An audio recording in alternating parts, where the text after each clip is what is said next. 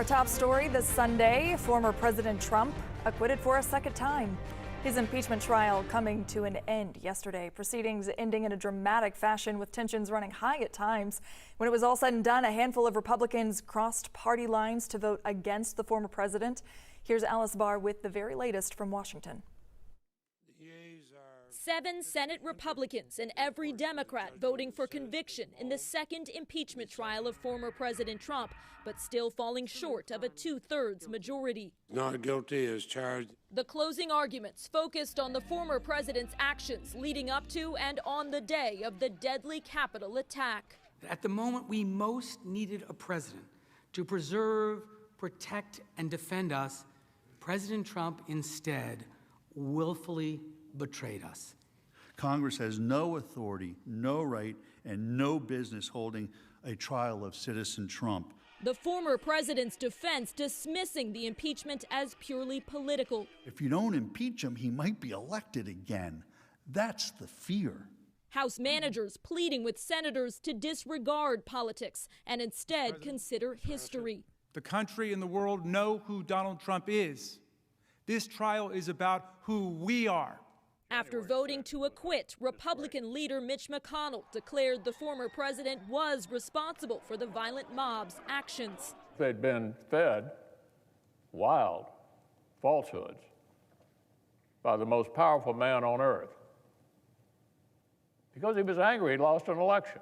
House Speaker Nancy Pelosi responding. What we saw in that Senate today was a cowardly group of Republicans who apparently have no options. An impeachment vote that makes history, but may not be the final word on Donald Trump. We are hearing reaction from Georgia lawmakers to former President Trump's acquittal. The Peach State also mentioned in some senators' decision to convict Trump.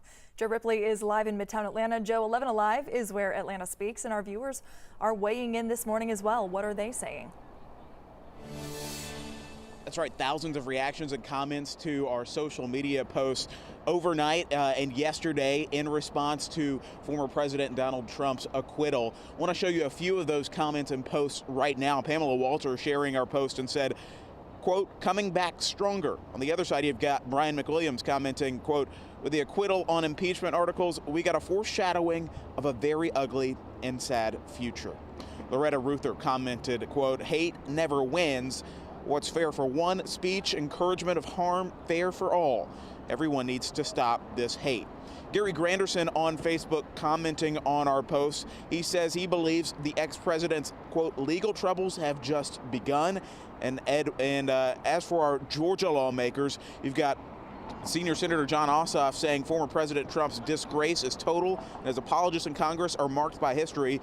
Reverend Raphael Warnock, the senator from Georgia, saying if Donald Trump's actions were not impeachable, then nothing is. People have been done a grave disservice. Somehow we must begin to turn the page and continue the people's work.